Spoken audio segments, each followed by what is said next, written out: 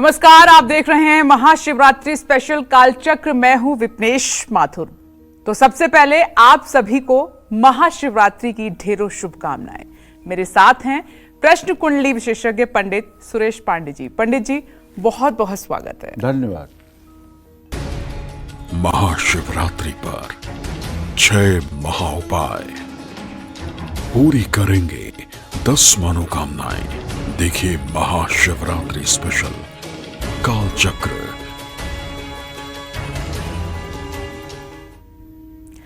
जी हां, ये महाशिवरात्रि स्पेशल कालचक्र है। आज का दिन आप जानते हैं बेहद खास है, क्योंकि आज महाशिवरात्रि का पावन दिन है, पावन पर्व है। कहते हैं कि आज के दिन जो भक्त श्रद्धा और सच्चे मन से महादेव की आराधना करते हैं, महादेव उनकी सभी मनोकामनाएं पूरी करते हैं, उनके कष्टों को दूर कर देते हैं, उनकी झोली खुशियों से हमेशा के लिए भर देते हैं। इसीलिए आज के खास दिन पंडित जी आपको वो 6 महा उपाय बताने वाले हैं जो आपकी 10 मनोकामनाओं को पूरा कर देंगे। साथ ही पंडित जी से आज महाशिवरात्रि का वो महामंत्र भी जानेंगे जिसे जपने से आपको मिलेगी निरोगी काया और किसी भी तरह की अनहोनी से आप रहेंगे हमेशा दूर। इसके अलावा अगर जैसा कि हमें हमेशा कहते हैं कि आपका कोई सवाल है और इस पावन पर्व पर कोई सवाल है, महाशिवरात्रि के दिन महाशिवरात्रि से जुड़ा हुआ कोई सवाल है, तो आप हमें फोन कर सकते हैं। इसके लिए हमारा नंबर नोट कर लीजिए। नंबर है 012066524415। ये आज महाशिवरात्रि स्पेशल आप कालचक्र देख रहे हैं। महाशिवरात्रि से जुड़ी हुई बातें, जुड़े हुए सवाल, पूजा विधि सब हम पंडित जी से जानेंगे और वे 6 महा उपाय जिनके बारे में जानना बहुत जरूरी है, जो आपका कल्याण करेंगे, पंडित जी आपको बताएंगे। तो पंडित जी 6 महा उपायों की हम बात करेंगे, लेकिन उससे पहले आज का दिन व्रत के लिहाज से, पूजा के लिहाज से बहुत खास है। तो आज का शुभ मुहूर्त क्या है और किस शुभ मुहूर्त में पूजा करें भक्त श्रद्धालु? देखिए, महाशिवरात्रि की पूजा के शुभ मुहूर्त के बारे में मैं आपको बताना चाहता हूं। वैसे तो हमारे यहाँ 24 घंटे में 8 प्रहर की मान्यता है। इसी को कहा जाता है अष्टयाम। आपने बहुत साधु संतों के मुंह से सुना होगा कि हम अष्टयाम पूजा करते हैं। अष्टयाम मतलब 8 प्रहर पूजा करते हैं। याम माने प्रहर, संस्कृत का शब्द है याम। याम माने होता है प्रहर, और प्रहर जो होता है वो 3 घंटे का होता है। तो 4 प्रहर दिन में होते हैं, 4 प्रहर रात में होते हैं। कुल कितने प्रहर हो गए? 8। भगवान शिव की भी पूजा अष्टयाम में हो सकती है, लेकिन महाशिवरात्रि है, इसलिए 4 प्रहर में, रात्रि के 4 प्रहर में शिव पूजा का विशेष विधान है। दिन में 4 प्रहर होता है, सुबह, दोपहर, शाम और रात। जीवन की 4 अवस्थाएं हैं, ब्रह्मचर्य, गृहस्थ, वानप्रस्थ और संन्यास। जीवन में 4 विकारों से मनुष्य ग्रस्त रहता है। वो चारों विकार हैं काम, क्रोध, मोह, लोभ। जीवन में मोक्ष प्राप्त करने के 4 उपाय हैं, धर्म, अर्थ, काम, मोक्ष। 4 प्रकार की विशेष पूजा से हम इन चारों विकारों पर विजय प्राप्त करते हैं। इसलिए शास्त्रों में महाशिवरात्रि पर 4 प्रहर की पूजा का विधान वर्णित है। शिव पुराण के अनुसार शिवरात्रि के हर प्रहर में पूजा का अलग अलग फल मिलता है।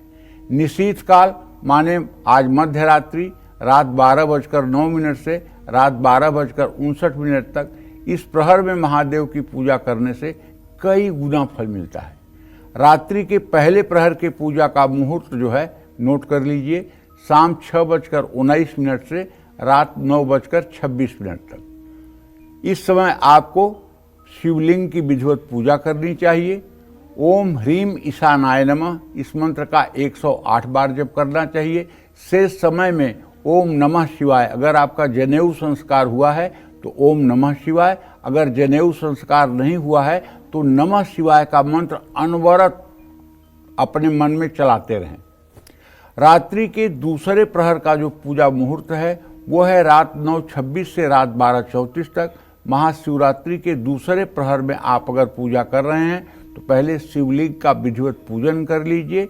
उसके बाद 1 माला ओम ह्रीम अघोराय नमः मंत्र का जप करिए और उसके बाद नमः शिवाय, ओम नमः शिवाय जैसा आपका अधिकार बनता है। मैंने बताया कि अगर जनेऊ हुआ है तो ओम नमः शिवाय, जनेऊ नहीं हुआ है और आप ब्राह्मण भी हैं, अगर जनेऊ नहीं हुआ है तो नमः शिवाय ही आपको करना है। ऐसा मतलब कि तीसरे स्कंध में शिव पुराण में वर्णन आता है, इसलिए मैं कह रहा हूँ। और महिलाओं को भी नमः शिवाय ही कहना चाहिए।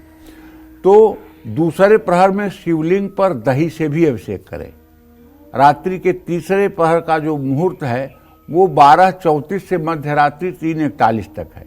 महाशिवरात्रि के तीसरे प्रहर में अगर आप पूजा कर रहे हैं तो ओम ह्रीम वामदेवाय नमः इस मंत्र का 108 बार जप कर लें। उसके बाद पूरी रात ओम नमः शिवाय चलाते रहें। तीसरे प्रहर में भगवान शिव को घी से अभिषेक करें। घी को पिघला लें, गाय के घी को, और उसे श्रृंगी में भरकर और घी की धारा शिवलिंग पर गिरे। चाहे जितना बड़ा चर्म रोग होगा, चाहे जितनी बदनामी होगी, वो यश कीर्ति में परिवर्तित हो जाएगी घी से अभिषेक करने पर। और हाँ, अगर कोई रात में पंडित नहीं मिलते हैं आपको तो कोई बात नहीं, आप अपना मोबाइल उठाइए और उसमें यूट्यूब खोलिए। यूट्यूब खोल करके लिखिए रुद्र सूक्तम, और रुद्र सूक्तम लिख करके उसको चालू कर दीजिए। उसमें रुद्र सूक्त के 16 मंत्र बजेंगे और आप बढ़िया से अपनी पूजा करिए। 2-4 बार उसको बजाइए। और जब आपके घर में रुद्र सूक्त का पाठ चाहे मोबाइल ही कर रहा है बोल करके, तो वही आनंद आएगा जो आनंद आना चाहिए। अच्छा, रात के चौथे प्रहर में आज मध्यरात्रि 3:41 से सुबह 6:48 तक महाशिवरात्रि के चौथे प्रहर में अगर आप पूजा कर रहे हैं तो ओम ह्रीम सद्योजाताय नमः इस मंत्र का 108 बार जप कर लीजिए। और उसके बाद पूरी रात नमः शिवाय चलाइए, ओम नमः शिवाय। और श्री शिवाय नमस्तुभ्यम इस मंत्र का भी आप जप कर सकते हैं। ये मंत्र तो ऐसा है, श्री शिवाय नमस्तुभ्यम, स्त्री पुरुष युवा वृद्ध बालक सभी लोग, दीक्षित बिना दीक्षित, जो दीक्षा लिए हैं, जो दीक्षा नहीं लिए हैं, वो भी इस मंत्र का जप कर सकते हैं, श्री शिवाय नमस्तुभ्यम। इसका अर्थ तो ये होता है कि भगवान शिव को ही प्रणाम है, लेकिन श्री शिवाय नमस्तुभ्यम कहने का मतलब आप सब में भगवान शिव को देख रहे हैं। प्रातर्स्मरामि हृदय संस्फुरदात्म तत्वम सच्चित सुखम परमहंस गतिम तुरीयम यत स्वप्न जागर सुसुप्तिमवैति नित्यम तद ब्रह्म निष्कलमहम न च भूत संगः। आपका आत्मा ही शिव स्वरूप है, आपकी बुद्धि ही पार्वती स्वरूपा है, आपकी सांस प्रश्वास की प्रक्रिया ही शिवगण है, आपके विषय भोग की सामग्रियां जितनी हैं ये भगवान शिव के पूजन के उपचार के क्रम हैं। आपके द्वारा चले हुए जितने कदम हैं वो भगवान शिव की परिक्रमा के अलावा और कुछ भी नहीं है। आपके द्वारा वाणी से बोला गया हर शब्द भगवान शिव की स्तुति के अलावा और कुछ नहीं है। और जब आप सोते हैं तो ये भगवान शिव की समाधि अवस्था है।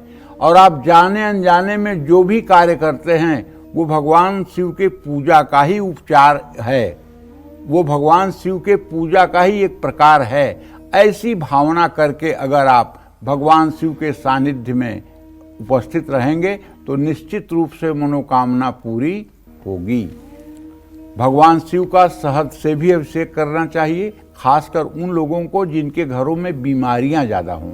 अगर बीमारियां ज़्यादा हों तो शहद से अभिषेक करने पर बीमारियों का शमन होता है। जो लोग सुबह स्नान करके शिव उपासना करेंगे उनके लिए जो मैं मुहूर्त है उसे बता रहा हूँ। सुबह 9:42 तक आपके लिए अमृत लग्न है। शुभ लग्न सुबह दोपहर 11:08 से दोपहर 12:34 तक है। इसमें भी आप भगवान शिव की अच्छी उपासना कर सकते हैं। और जानते हैं, एक महाशिवरात्रि पर अगर व्रत कर लिया जाए पूरे दिन, व्रत का मतलब यहाँ मैं उपवास से कह रहा हूँ, केवल फलाहार किया जाए और पूरे दिन पूरे रात व्रत किया जाए, भगवान शिव की पूजा में निमग्न रहा जाए तो आप विश्वास करें, मंत्र महामणि विषय व्याल के मेटत कठिन कुंवक भाल के। चाहे आपकी किस्मत में अल्पायु योग लिखा हो और चाहे आपकी किस्मत में ब्रह्मा ने दरिद्र योग लिखा हो, लेकिन मैं दावे के साथ कहता हूं भगवान शिव में वो शक्ति है। भगवान शिव महादेव हैं, इनके आराधक को कभी ब्रह्मा की लिखी हुई लकीर परेशान नहीं कर पाती। आशुतोष तुम अवधर दानी, आरत हरहु दीन जन जानी। भगवान शिव अपने भक्तों को दुख में नहीं देख सकते तो नहीं देख सकते, और चाहे जितना बड़ा शिव का ही अपराधी क्यों न हो, लेकिन भगवान शिव अपने शरण में आए हुए भक्तों की रक्षा करते हैं। मैं आपको बताऊं, एक आदमी नशापत्ती करने वाला था। वो पूरे दिन मतलब कि भटकता रहा, कहीं उसे खाने के लिए कुछ मिला नहीं। तो उसे एक बगल में शिवालय दिखाई दिया, तो उसने सोचा शिवालय में तो जरूर पूजा पाठ करने वाला थाली लोटा गिलास होगा और घंटा होगा, चलें यही चुरा करके और बेच करके कुछ खा पी लें। रात का समय था, वो गया मंदिर में, अंधेरा था, उसको कुछ दिख ही नहीं रहा था। तो बीड़ी पीता था, माचिस निकाला और जो अपने उसने बनियान पहन रखी थी, बनियान में मतलब कि आग लगा दिया और बनियान के उजाले में फिर मंदिर में ढूंढने लगा कि कहाँ थाली लोटा है, कहाँ शंख है, कहाँ क्या है। तो उसके उजाले में पूरा शिवालय में उजाला हो गया और वहाँ से जो वो थाली लोटा पाया ले गया, बेचा, खाया। जब वो मर गया तो शिवलोक को गया, तो वहाँ उसके बारे में चित्रगुप्त ने बताया कि महाराज इसने आपके मंदिर में ये सामान चोरी की है रात में अंधेरे में। तो कहन अंधेरे में कैसे देखा? बोले इसने अपना कपड़ा निकाल करके उसी को जला करके और तब देखा। बोले वाह, जो लोग 1 ग्राम रुई की बत्ती का दिया जला देते हैं मेरे लिए, मैं अगर उनके ऊपर प्रसन्न हो जाता हूँ, और ये तो दिगंबर हो गया, अपना सारा वस्त्र उठा करके और हमारे मंदिर में जला दिया, इसको शिवलोक दे दो, इसको मुक्ति दे दो। तो भगवान शिव इतने अवधरदानी हैं। आप जानते ही हैं, रावण का जब हाथ फंसा था कैलाश के नीचे और रावण ने जब शिवतांडव स्तोत्र कहा, तो भले ही समय लगा लेकिन भगवान शिव प्रसन्न हुए। उसका हाथ ही नहीं निकला, बल्कि उसे चंद्रहास नाम की तलवार जो मिली वो भगवान शिव से मिली। चंद्रहास नाम की जो तलवार रावण के पास थी वो भगवान शिव की दी हुई थी, और वो शिव के बड़े भक्तों में उसका नाम हो गया। तो भगवान शिव अवधरदानी है। ये अवधरदानी का मतलब कि जिसको देने में 1 सेकंड ना लगे। तो भाई, आज का दिन हाथ जोड़कर निवेदन है, पूरा दिन आप भगवान शिव के लिए समर्पित रहिए। और रोज आप माया जाल की दुनिया में फंसे हुए हैं, रोज आप माया जाल और 99 के चक्कर में उलझे हुए हैं। आज अगर आप स्वस्थ हैं तो आज थोड़ा दुनियादारी का काम छोड़ करके मंदिर जा सकते हैं तो जरूर जाइए। अगर नहीं जा सकते हैं तो अपने घर के ही पूजा स्थान में बैठकर 2-4 घंटे भगवान शिव का ध्यान करिए और नमः शिवाय का जप करिए। यही मैं कहना चाहता हूँ। जय मां विंध्यवासिनी। वैसे तो हर दिन की पूजा का महत्व होता है, लेकिन जब हो महाशिवरात्रि तो उसका महत्व और बढ़ जाता है। इसलिए पंडित जी ने सबसे पहले आपको शुभ मुहूर्त बताया कि आज किस मुहूर्त में आपको अपनी पूजा करनी है, और साथ ही बताई विधि ताकि आपकी पूजा संपन्न हो और उसका फल आपको पूरा मिले। हम 6 महाउपायों की बात करेंगे, लेकिन पंडित जी उससे पहले एक सवाल है कि कई बार ये कहा गया है और कई सारे दर्शक आज ये कंफ्यूजन दूर भी करना चाहते हैं कि क्या वाकई में शिवलिंग को महिलाएं टच नहीं कर सकती? अरे ये जो कहेगा वो नरक में जाएगा, ये जो कहेगा वो नरक में जाएगा, उसके मुंह में कीड़े पड़ेंगे। कैसी महिला कैसा पुरुष, अलिंगे अस्मद युष्मदी।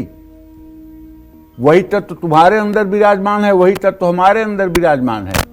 अब तुम मतलब कि शरीर तुम्हारा पोशाक स्त्री पोशाक है, हमारा पुरुष पोशाक है, तो इससे क्या हो गया? पूजा जो है आत्मा का विषय है। ऐसा कहीं किसी शास्त्र में नहीं लिखा है कि महिलाएं शिवलिंग की पूजा नहीं कर सकती। नहीं तो माँ पार्वती क्यों तपस्या करती उस शिवलिंग की? माँ पार्वती शिव की आराधना कैसे कर ली? तो इस आधार पे तो यह भी गलत है। ये कुछ लोगों का दिमाग है, जिन्होंने शास्त्र जाना है, न जिन्होंने वेद जाना है, न जिन्होंने कुछ जाना है। इस तरह की बात मतलब कि जो है करते हैं लोग। तो कहने का आशय ये है कि महिलाएं खूब बढ़ चढ़ करके भगवान शिव की आराधना कर सकती हैं, और भगवान शिव की आराधना करते हुए महिलाएं एकदम अपने मनोकामना को पूर्ण कर सकती हैं। इसलिए बिना रोक टोक सारी महिलाओं को चाहिए कि भगवान शिव की आराधना में बढ़ चढ़कर हिस्सा लें। अगर कोई ऐसा कहता है तो उसको भगवान बुद्धि दें, और मैं तो कहूँगा कि इस तरह की बात बोलने वाले कभी सुखी नहीं रहेंगे। जो इस तरह की बातें बोलते हैं कि महिलाओं को पूजा नहीं करना चाहिए, महिलाओं को शिवलिंग नहीं छूना चाहिए, ये सब एकदम अनर्गल और मिथ्या प्रलाप की बातें हैं। महिलाएं कौन सी असौच है? जो महिलाएं तुम्हें जन्म देकर तुम्हें पवित्र कर सकती हैं, जो महिला राम को पैदा कर सकती है, जो महिला कृष्ण को पैदा कर सकती है, वो महिला वंदनीय, पूजनीय और पवित्र है कि अपवित्र हो जाएगी? जो राम और कृष्ण को जन्म दे सकती है वो महिला साधारण है क्या? जी, तो देखिए एकदम मिथ है ये, और आज ये कंफ्यूजन भी दूर हो गया है। आप जाइए, कोई अंतर नहीं है। जैसे समाज के और लोग पूजा करते हैं, वैसे महिलाएं भी, लड़कियां भी उसी श्रद्धा के साथ शिवलिंग की पूजा कर सकती हैं। कोई अंतर नहीं है, कोई भेद नहीं है। अगर कोई ऐसा कहता है तो आप बिल्कुल भी उसको ना माने। अपनी चर्चा को आगे बढ़ाएंगे, लेकिन इस वक्त दिल्ली से एक कालचक्र दर्शक हमारे साथ जुड़ गए हैं। संतोष जी, स्वागत आपका कालचक्र में। अपना प्रश्न पंडित जी से पूछिए। प्रणाम पंडित जी। हाँ, सदा सुखी रहिए। पंडित जी, मेरा पुत्र है जिसकी आयु 5/8/83 6:05 शाम के रोज तक का है। उसकी 9 साल की पुत्री है। 3-4 पर उसकी बहू को कंसीव होता है, अबॉर्शन हो जाता है। पुत्र का योग है क्या? दूसरा प्रश्न है, मेरे पति पर एक कोर्ट केस है, वो केस कब खत्म होगा और उनके हक में होगा, और जीत का लेटर कब मिलेगा? देखो, पहली बात तो आपसे हाथ जोड़ के करबद्ध प्रार्थना है कि इस संसार में अब लड़की और लड़के में कोई अंतर नहीं है। लड़की और लड़के में अब अंतर करना महान और घोर पाप है। लड़का भी होगा तो माता पिता से जाके दूर अपनी आजीविका करेगा, लड़की भी होगी तो दूर आजीविका करेगी। आज लड़कियां दाह संस्कार भी कर रही हैं, कंधा भी दे रही हैं, पिंडदान भी कर रही हैं, हवाई जहाज भी उड़ा रही हैं, और सीमा पर खड़ी होकर के दुश्मनों के सीने में गोली भी उतार रही हैं। अब लड़की और लड़के में कोई अंतर नहीं है, इसलिए आप क्षमा करें। हाँ, इतना जरूर है कि उनकी मनोकामना भगवान करे कि पूरी हो जाए, लेकिन अब लड़की और लड़के में भेद करके अनर्थ मत करिए। और आप भी तो एक माँ हैं, अगर आप न होती तो आपका बेटा कहाँ से होता, और आपका बेटा न होता तो फिर पोते की बात आप कहाँ से करती? तो इसलिए चलिए, दूसरा प्रश्न आपके पति के मुकदमे का है। तो इसमें मैं ये कहना चाहूँगा कि आपके पति भाव का स्वामी सूर्य, उससे 10म भाव का स्वामी शुक्र, सूर्य और शुक्र की द्वितीय द्वादश की स्थिति है। अभी मुझे लगता है कि आपके पति के मुकदमे में थोड़ी देर है। ये देर 1 साल से भी ज़्यादा की हो सकती है, लेकिन इन्हें सफलता मिलेगी, और सफलता अच्छी मिले इसके लिए इन्हें चाहिए कि 10 बार दुर्गा चालीसा का नित्य प्रातःकाल पाठ किया करें। इससे सफलता जरूर मिलेगी। जय मां विंध्यवासिनी। देखिए, कई बार जो है हम अपने दर्शकों से अनुरोध करते हैं, जैसा कि पंडित जी बार बार आपको कहते हैं कि अब वक्त ऐसा है, सोच भी बदल चुकी है, समाज भी बदल चुका है, लड़का और लड़की में कोई अंतर नहीं है। तो हम अपने तमाम दर्शकों से अपील करते हैं कि आप भी कोई भी ऐसा सवाल कृपया करके ना पूछें। डिस्कशन को आगे बढ़ाएंगे, लेकिन एक और कालचक्र दर्शक हमारे साथ जुड़ गए हैं। बहुत बहुत स्वागत आपका। मध्य प्रदेश से आप जुड़े हैं, अपना नाम बताकर प्रश्न करें।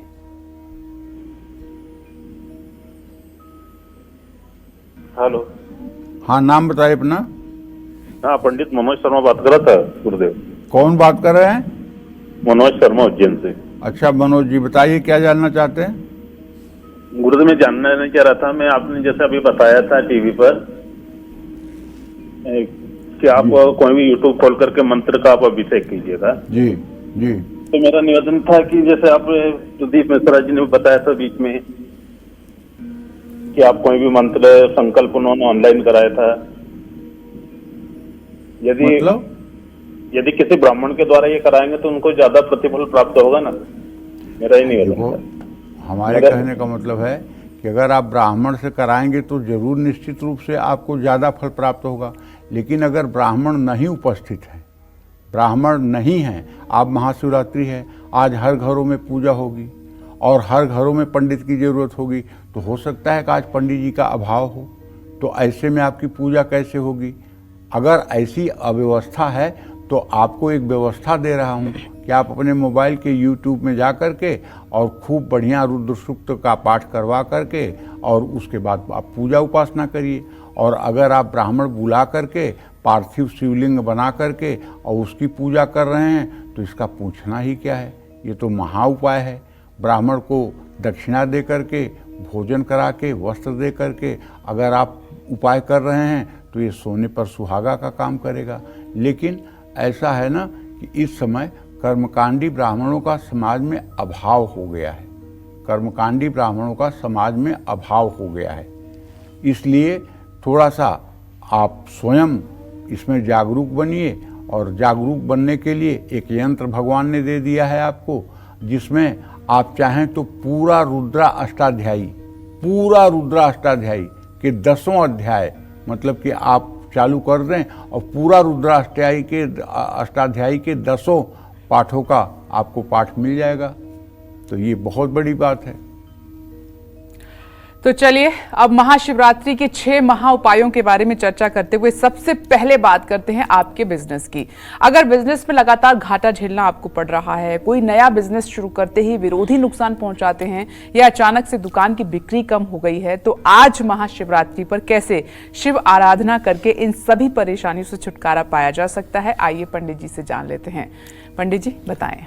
देखो बेटा, जिन लोगों की जन्म कुंडली में 10म भाव और 3य भाव के स्वामी कमजोर होते हैं, अस्त होते हैं, निर्बल होते हैं, शत्रुगृही होते हैं या पापग्रहों से दृष्ट होते हैं, ऐसे लोग जो भी बिजनेस व्यवसाय करते हैं उसमें जल्दी सफलता नहीं पाते हैं और हर समय इनका पैर पीछे की तरफ जाता है, आगे की तरफ नहीं जाता है। तो आज महाशिवरात्रि पर क्या कर सकते हैं? हाँ, कहते हैं ना, सकल अमंगल मेटन हारी भाव्यु मेट सकहि त्रिपुरारी। मतलब दरिद्र से दरिद्र व्यक्ति भी शिव की आराधना करके वो कुबेर के समान धनवान हो सकता है। क्यों? क्योंकि सब देव हैं और ये महादेव हैं जी। इन्हें किसी को कुछ देने के लिए किसी संविधान संशोधन की जरूरत नहीं है। ये सर्वशक्तिमान हैं। इनकी उपासना करने वाला कभी दरिद्रता को प्राप्त ही नहीं हो सकता जी। ये तो इतना वरदान दे देते हैं कि भस्मासुर को इन्होंने वरदान दे दिया कि तू जिसके ऊपर हाथ रखेगा वही जल जाएगा। और वो भस्मासुर इन्हीं को जलाने के लिए इन्हीं को दौड़ाने लगा। तो ये तो अपने हित और अहित की भी चिंता नहीं करते हैं, इतना अपने भक्तों से प्यार करते हैं। जी बिल्कुल।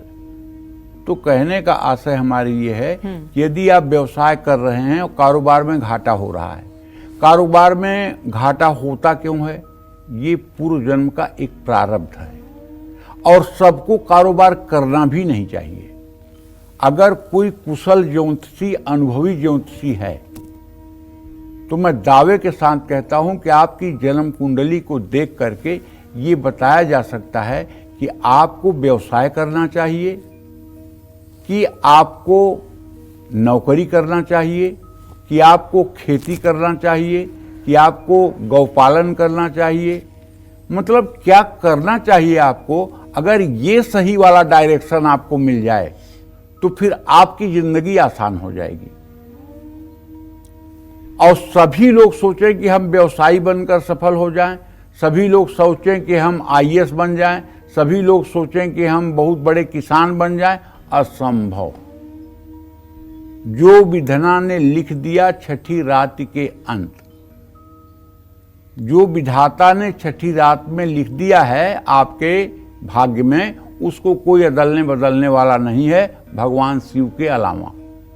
तो अगर विरोधी आपकी फैक्ट्री या कारोबार को नुकसान पहुंचा रहे हैं, दुकान में बिक्री कम हो रही है और लोग आते हैं तो मतलब कि अनमने मन से आपकी दुकान से निकलकर बाहर चले जाते हैं, जिस वजह से नुकसान झेलना पड़ रहा है, तो आज महाशिवरात्रि पर शिव परिवार की तस्वीर रखिए जिसमें शिव, पार्वती, नंदी, गणेश, कार्तिकेय सब विराजमान हों। उस तस्वीर को लकड़ी की चौकी पर सजाइए, 27 बेलपत्रों की माला बना करके उसे शिव परिवार को अर्पित करिए।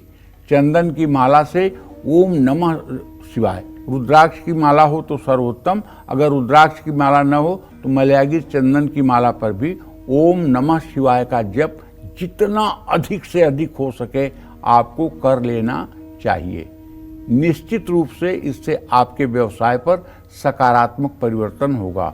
लेकिन व्यवसाय पर सकारात्मक परिवर्तन के लिए सिर्फ महाशिवरात्रि नहीं, 300 दिन 365 दिन आपको भगवान शिव को स्मरण करते रहना चाहिए। और रोज नहीं तो कम से कम सोमवार को शिवालय जाना चाहिए, भगवान शिव का शिवलिंग का स्पर्श करना चाहिए, वहाँ घी का दिया जलाना चाहिए, जल दूध बेलपत्र चढ़ाना चाहिए, और जो भी आपको उपलब्धि मिले उसे भगवान शिव की कृपा माननी चाहिए। जो भी आपको कष्ट मिले उसे भी भगवान शिव की कृपा माननी चाहिए, और ये मानना चाहिए कि आगे कुछ बहुत अच्छा होने वाला है, इसलिए भगवान ने ऐसा किया है।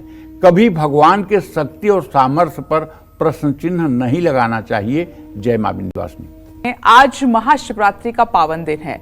इस महाशिवरात्रि पर बनने वाला शुभ संयोग इसको और भी खास बनाता है। इसलिए आज कालचक्र में पंडित जी आपको महाशिवरात्रि की वो 6 महा उपाय बता रहे हैं, जिसे करने से महादेव आपकी 10 बड़ी मनोकामनाओं को पूरा करेंगे। चलिए चर्चा को आगे बढ़ाते हुए बात करते हैं आपकी शादी की।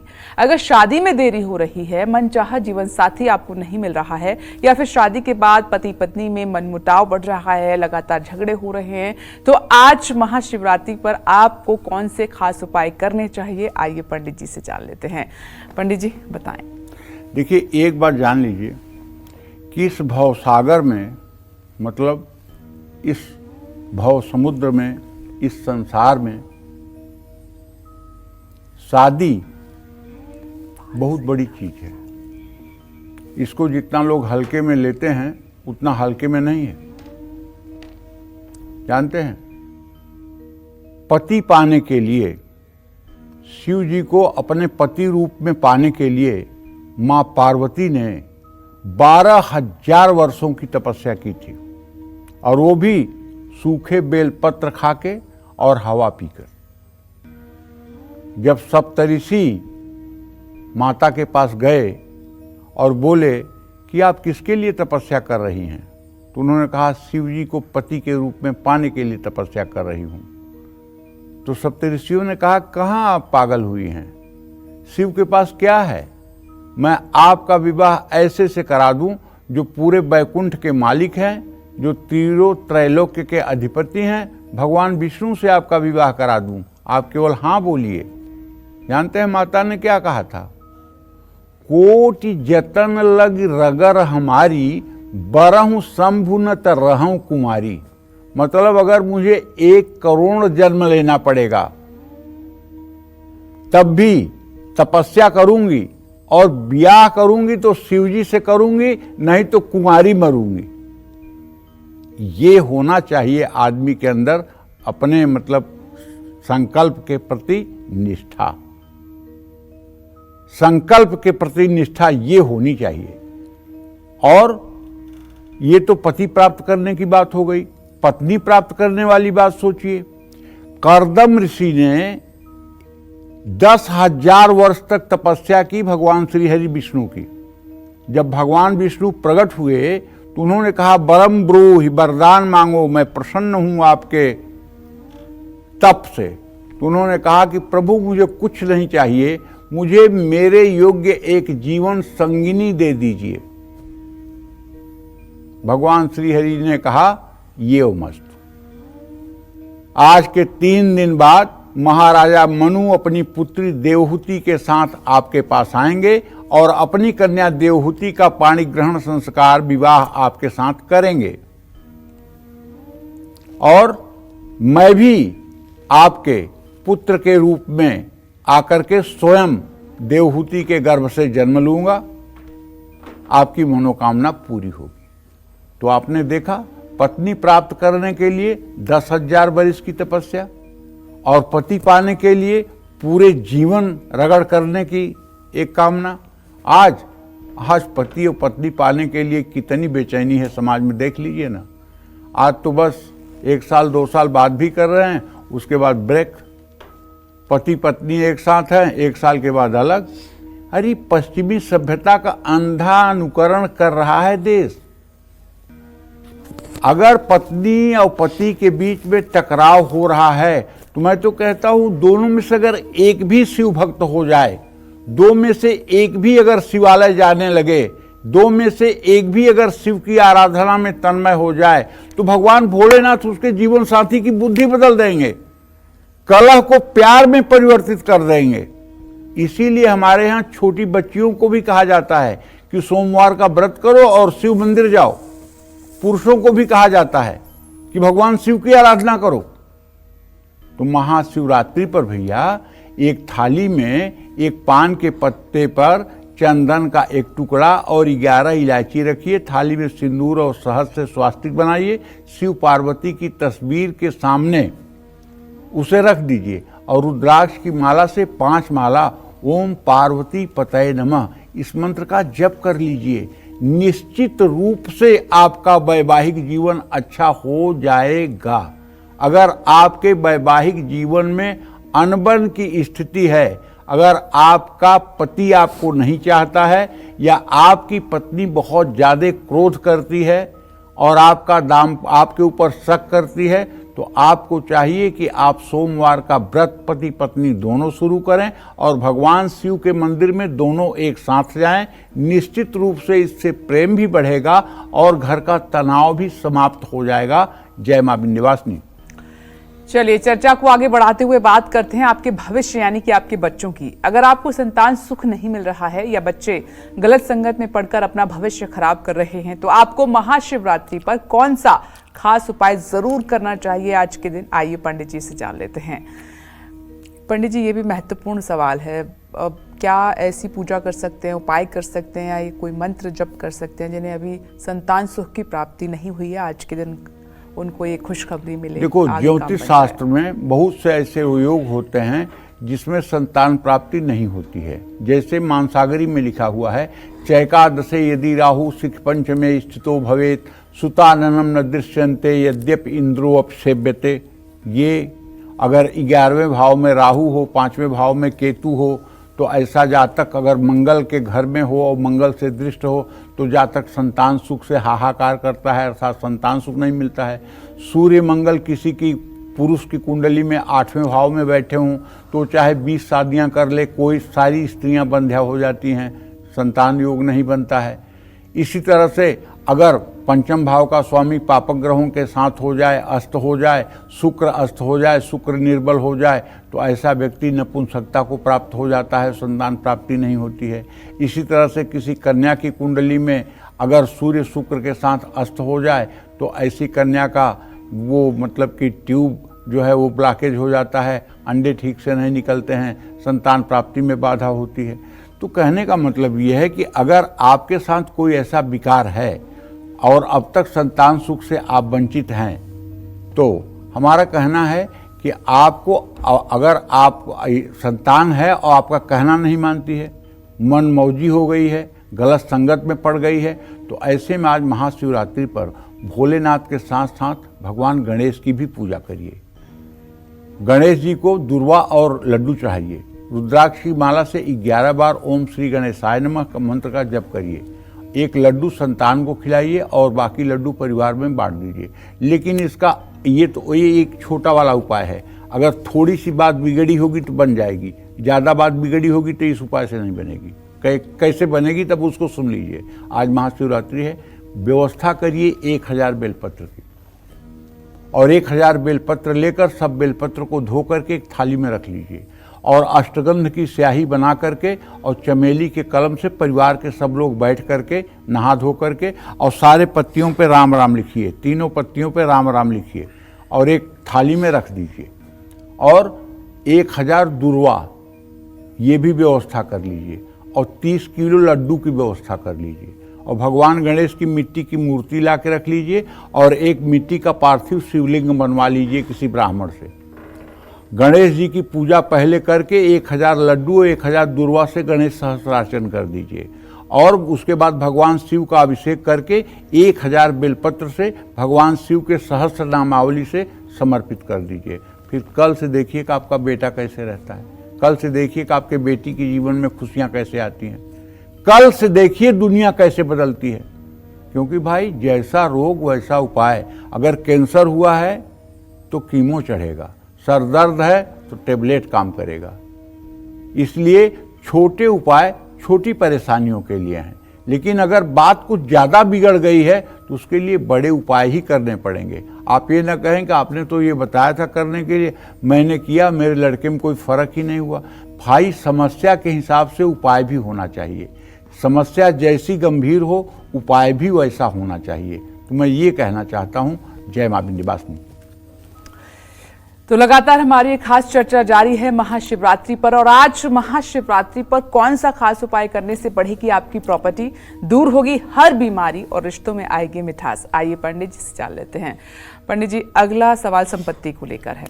देखो भाई, पैतृक संपत्ति को लेकर के अगर परिवार में हर रोज झगड़े होते रहते हैं, जिससे सुख समृद्धि छिन गई है, खराब सेहत के चलते आप अपने जरूरी काम पूरे नहीं कर पा रहे हैं, तो आज महाशिवरात्रि पर शिव पार्वती की तस्वीर के सामने दही, गुलाब जामुन, गुलाब जल, सफ़ेद फूल, चंदन ये सब अर्पित करिए और शिव महिम्न स्तोत्र का हो सके तो पाठ करिए और ओम नमः शिवाय का कम से कम 21 माला जप करिए। जो भी आपका अभिष्ट होगा वो निश्चित रूप से भगवान शिव की कृपा से पूर्ण होगा और आपके परिवार का कलह समाप्त होगा। धन दौलत संबंधी समस्याएं ठीक हो जाएंगी। जय मां विंध्यवासिनी। पंडित जी, अगर किसी वजह से लोग मंदिर तक नहीं पहुंच पा रहे हैं तो आज घर में क्या विधि हो सकती है पूजा करने की? देखो विपनेश 3 मंदिर होते हैं। एक मंदिर होता है जो घर के बाहर है, और एक मंदिर होता है जो घर के अंदर है, और एक मंदिर होता है जो शरीर के अंदर है। उन 2 मंदिरों में ना जाओ तो कोई बात नहीं, बात बन जाएगी। लेकिन ये जो तीसरा मंदिर है, यहाँ अगर नहीं आप गए, उन दोनों मंदिरों में रोज जाइए तो कभी बात न बनेगी। प्रातः स्मरामि हृदि संस्फुरदात्म तत्वं सच्चित सुखम परमहंस गतिम तुरीयम यत स्वप्न जागर सुसुप्तिम वैति नित्यम तद ब्रह्म निष्कलमहम न च भूत संग। खूब पूजा कर लीजिए, लेकिन अगर मन एकाग्र नहीं है, मन घूम रहा है मार्केट में, अब आप शिवलिंग धो रहे हैं, कुछ फायदा नहीं होगा। मुरारी पादार्पित चित्त वृत्ति, जब तक आपकी चित्त वृत्ति भगवान में नहीं लगेगी तब तक पूजा का कोई फल नहीं है। इसीलिए मैं अपने दर्शकों से बार बार हाथ जोड़ के निवेदन करता हूं कि हे भाई, अगर आप शक्ति के उपासक हैं तो रोज दुर्गा मानस पूजा किया करिए। अगर आप राम जी के उपासक हैं तो रोज भगवान कृष्ण का कृपा कटाक्ष और राधा कृपा कटाक्ष पढ़ करके भगवान कृष्ण की मानस पूजा किया करिए। अगर आप शिव के भक्त हैं तो शिव मानस पूजा करिए। रत्नैकल्पितमासनम हिम जलय स्नानम च दिव्यांबरम नाना रत्न विभूषितम मृगमदाम मोदांकितम चंदनम जाति चंपक बिल्वपत्र रचितम पुष्पम च धूपम तथा दीपम देव दयानिधे पुष्पते घृतकल्पितम गृह्यताम सौवर्णे नवखंड रचिते पात्रे घृतम पायसम भक्षम पंचविधम पयोदध्युतम रंभा फलम पानकम शाकानामयुतम जलम रुचिकरम कर्पूर खंडोज्वलम तांबूलम मनसा मया विरचितम भक्त्या प्रभो स्वीकुरु छत्रम चामर्युर्युगम व्यजनकम चादर्शकम निर्मलम वीणाभैर्मृदंग काहलकला गीतम च नृत्यम तथा साष्टांग प्रणति स्तुतिर्बहुविधा हेतस्तमस्तं मया संकल्पेन समर्पितम तो विभो पूजा गृहाण प्रभो आत्मा त्वं गिरिजामति सहचरा प्राणा शरीरम गृह पूजा ते विषयोपभोग रचना निद्रा समाधि स्थिति संचार पदयो प्रदक्षिण विधे स्त्रोतानि सर्वागिरो यद कर्मं क्रियते तदखिलं संभो तव आराधनम करचरण कृतं वा कायजं वा श्रवणनयनजं वा मानसं वा अपराधं विहितं विहितं सर्वमेतच्छमस्व। जय जय करुणाब्धे श्री महादेव शंभो। हर हर महादेव। अगर आप बैठ करके और अपने यहीं भ्रिकुटी पर द्विदल कमल की कल्पना करिए, सफ़ेद रंग के कमल की, और यहाँ कपूर वर्ण में, गौर वर्ण में बैठे हुए शिव का ध्यान करिए। और शिव का ध्यान करते हुए ओम नमः शिवाय, ओम नमः शिवाय, ओम नमः शिवाय कर लीजिए ना यार, घंटा 2 घंटा। एक बार मेरा कहना मानिए, एक बार केवल, और ये उपाय करके देखिए। अगर आपको ये लगे कि दुनिया के सबसे बड़े अमीर आप हैं, दुनिया के सबसे बड़े सुखी व्यक्ति आप हैं, कोई दुख नाम का चीज आपके जीवन में नहीं है, तो इसको अपना लेना, और अगर ना लगे तो छोड़ देना, और जरूर करिए। और हर सनातनी को चाहिए कि वो मानसिक पूजा जरूर करे। हो सकता है आपको मंदिर न मिले, हो सकता है आपको माला न मिले, हो सकता है आप नहाए न हो सकता है आप शुद्ध न हो। मानस पूजा करने के लिए किसी शुद्धता की जरूरत नहीं। आप जहाँ बैठिए वहीं मानस पूजा करिए, जहाँ बैठिए वहीं शिव के चरणों में अनुराग दिखाइए। अपनी फील्ड में नाम और शोहरत पाने के लिए आज आपको महाशिवरात्रि पर शिव पार्वती की तस्वीर या मूर्ति लें, चांदी की कटोरी में दूध, बेलपत्ता, चावल, गुड़ डालें और शिव पार्वती के सामने इसे चढ़ा दें। आंकड़े का फूल भगवान शिव पर अर्पित करें। शिव महिम स्तोत्र का पाठ करें। जय मां विंध्यवासिनी। चलिए आगे बढ़ते हैं, इंतजार खत्म करते हुए अब उस महामंत्र के बारे में पंडित जी से बात करते हैं, जिसका आज महाशिवरात्रि के दिन जाप करने से आपकी छोटी से लेकर बड़ी बीमारियों में राहत मिलेगी, साथ ही किसी भी तरह की अनहोनी से भी आप बचेंगे। आइए जान लेते हैं, पंडित जी बताएं। महामृत्युंजय मंत्र ऋग्वेद का एक मंत्र है, एक श्लोक है। शिव को मृत्युंजय के रूप में समर्पित ये महान मंत्र ऋग्वेद में पाया जाता है। इसमें भगवान शिव के महामृत्युंजय स्वरूप से लंबी आयु की प्रार्थना की गई है। इस मंत्र के दीर्घ या लघु स्वरूप का जप करने से व्यक्ति हमेशा सुरक्षित रहता है। कल मैंने बताया था कि महामृत्युंजय मंत्र कितने प्रकार का होता है। इस मंत्र का जप करने से सावधानियां और कुछ नियम भी हैं, जिनका पालन करने से यह मंत्र ज़्यादा प्रभावशाली हो जाता है। कई प्रकार से प्रयोग में लाया जाता है, सामान्य भी और विशेष रूप से भी। कुंडली के कुछ विशेष दोषों को दूर करने में महामृत्युंजय मंत्र ही सबसे ज़्यादा कारगर है। जब रोग असाध्य हो जाए, कोई आशा न बचे, मृत संजीवनी महामृत्युंजय मंत्र को कम से कम 64 बार तो जप जरूर करना चाहिए। अगर आपका किसी बीमारी के चलते ऑपरेशन होने वाला है या आप मेडिकल फील्ड से जुड़े हुए हैं, तो ये मंत्र आपके लिए बहुत लाभकारी है। सुबह शिव जी को जल अर्पित करें। रुद्राक्ष की माला पर चतुराक्षरी ओम होम जूम श इस मंत्र का कम से कम 3 माला जप कर लीजिए। मंत्र जप करने के बाद किसी गरीब व्यक्ति को वस्त्र और भोजन करा दीजिए। जब आपको छोटी छोटी बीमारियां नियमित परेशान करें तो ये मंत्र प्रभावशाली हो जाएगा। आपका बार बार अगर दुर्घटना हो रही है, अलग अलग तरह के घर पर जगह पर चोट लग रही है, तो भी ऐसे में आपके लिए महामृत्युंजय एक रामबाण उपाय होगा। रुद्राक्षी माला पर इस मंत्र का कम से कम 27 माला जप करना चाहिए और अगली सुबह कुत्तों को दूध रोटी और चींटियों को चीनी डालना चाहिए। आपको कभी कोई बीमारी ना लगे, नियमित रूप से स्वास्थ्य अच्छा बना रहे, इसके लिए एकाक्षरी होम मंत्र को नियमित रूप से जपना चाहिए। 108 रुद्राक्ष माला के 108 दाने के रुद्राक्ष की माला के साथ सुबह उठकर शिव जी का ध्यान करके इस मंत्र का जप करना चाहिए। ओम त्र्यंबकम यजामहे सुगंधिम पुष्टिवर्धनम उर्वारुकमिव बंधनान् मृत्योर्मुक्षीयमामृतात्। और मंत्र जप के बाद अगर आप एक बेलपत्र शिवलिंग से उठा करके और ले आकर के रोगी के सिरहाने दाहिने तरफ रख दीजिए तकिए के नीचे, तो इसका चमत्कार 24 घंटे में आपको दिखाई देगा। और अस्पताल में गरीबों में दवाइयाँ बांटिए, छत पर पंछियों के लिए दाना पानी की व्यवस्था करिए। ये सब ऐसे उपाय हैं जो आपके जीवन को बदल देंगे। जय मां विंध्यवासिनी। चलिए अब अपनी चर्चा को आगे बढ़ाते हुए बात करते हैं महामृत्युंजय मंत्र जाप के नियम और सावधानियां क्या हैं। आइए जान लेते हैं, पंडित जी बताइए। देखो, महामृत्युंजय मंत्र के जप के कुछ नियम और सावधानियां हैं। ये तो हर कर्मकांड में आवश्यक है ना, कि हर कर्मकांड की अपनी एक विशेषता होती है। यज्ञ मीमांसा के अनुसार कर्मकांड को एक नियम के ही तहत किया जा सकता है। आप मनमानी नियम नहीं बना सकते। उसके लिए एक आदर्श आचार संहिता बनी हुई है, उसका पालन आपको करना चाहिए। लेकिन कलिकाल है, कलिमल ग्रसे धर्म सब, लुप्त भय सदग्रंथ, दम्भिन निजमत कल्पिकर, प्रकट किए बहुपंथ। आज तो पाखंडी लोग धर्मशास्त्र की अवहेलना करके अपने मन के मार्ग बना रहे हैं और लोगों को बता रहे हैं। तो इस मंत्र का जप सुबह शाम दोनों समय किया जा सकता है। और अगर संकल्प किसी यजमान के लिए आपने लिया है तो इसका जप पूरे दिन हो सकता है। कष्ट या संकट के समय में इसका जप कभी भी किया जा सकता है। जप शिवलिंग या शिवजी के चित्र के सामने ही करना चाहिए। जप रुद्राक्ष की माला से करना उत्तम होता है। मंत्र जप के पहले शिवजी को जल और बेलपत्र अर्पित करना चाहिए। जो भी मंत्र जपना हो उसका जप उच्चारण की शुद्धता से करें। एक निश्चित संख्या में जप करें। मंत्र का उच्चारण होठों से बाहर नहीं आना चाहिए।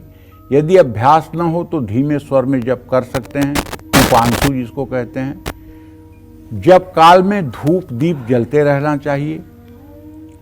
महामृत्युंजय मंत्र के सभी जप कुशा के आसन पर बैठकर करें, लेकिन अगर आप गृहस्थ में हैं तो आप उन्हीं आसन पर भी बैठकर कर सकते हैं।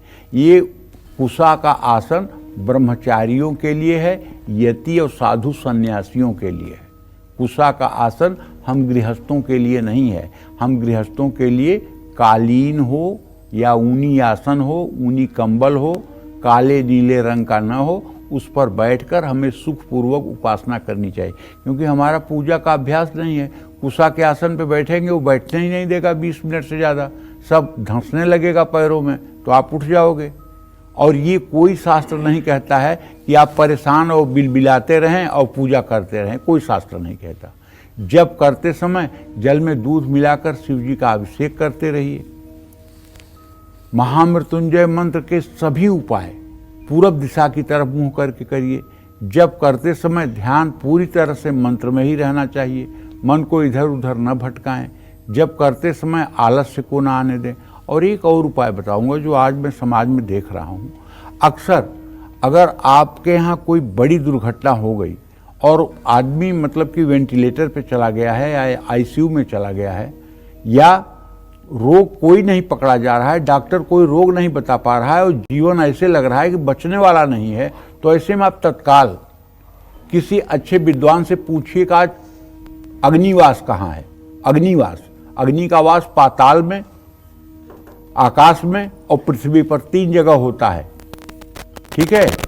सैका तिथि वयुता कृताप्ता शेषय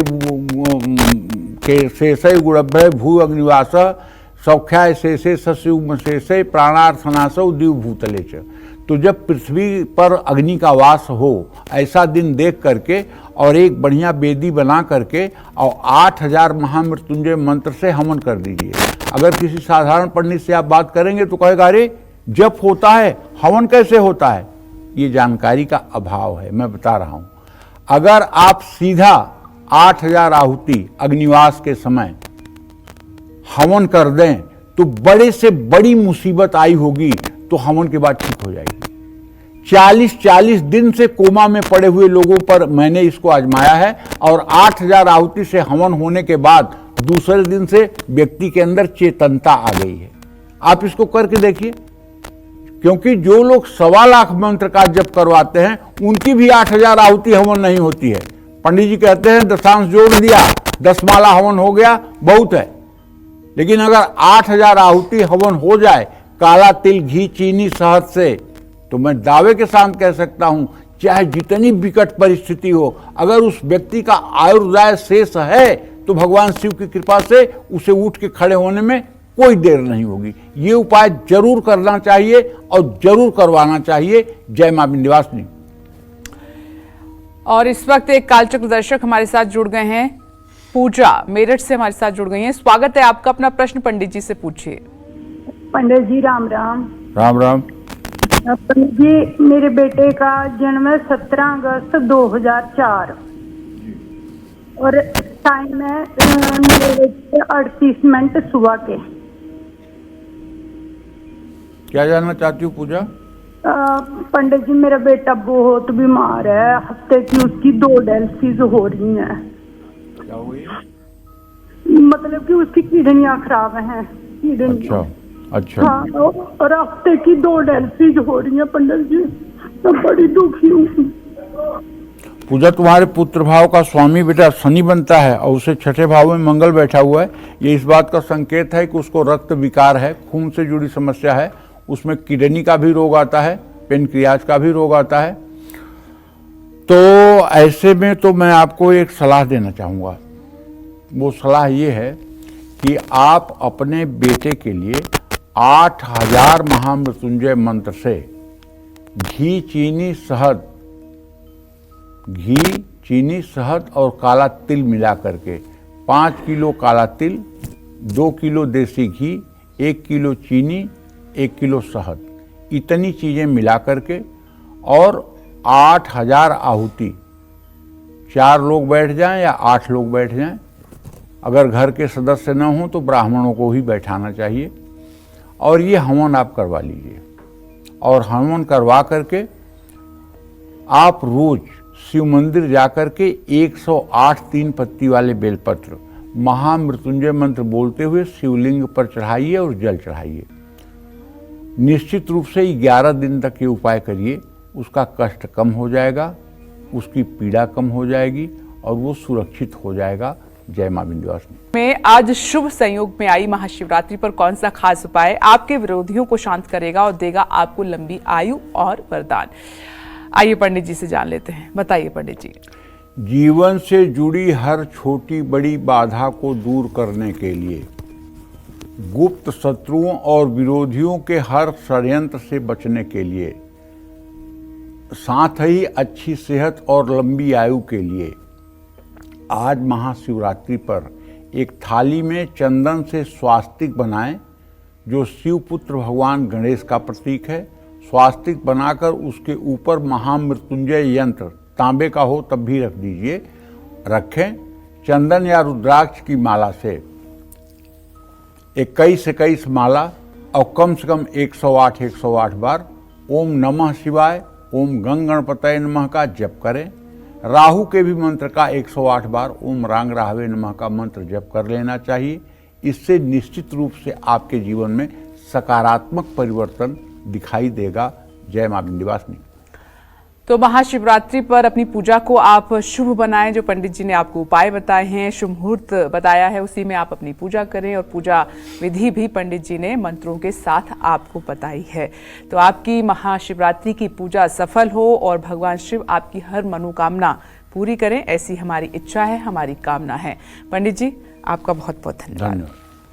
और उम्मीद करते हैं कि आज का हमारा विषय आपको बहुत पसंद आया होगा। कल फिर एक नए विषय और आपकी परेशानियों को दूर करने के लिए ढेरों उपाय लेकर आएंगे हम पंडित सुरेश पांडे जी के साथ। तब तक के लिए कालचक्र की टीम को दीजिए इजाजत। नमस्कार।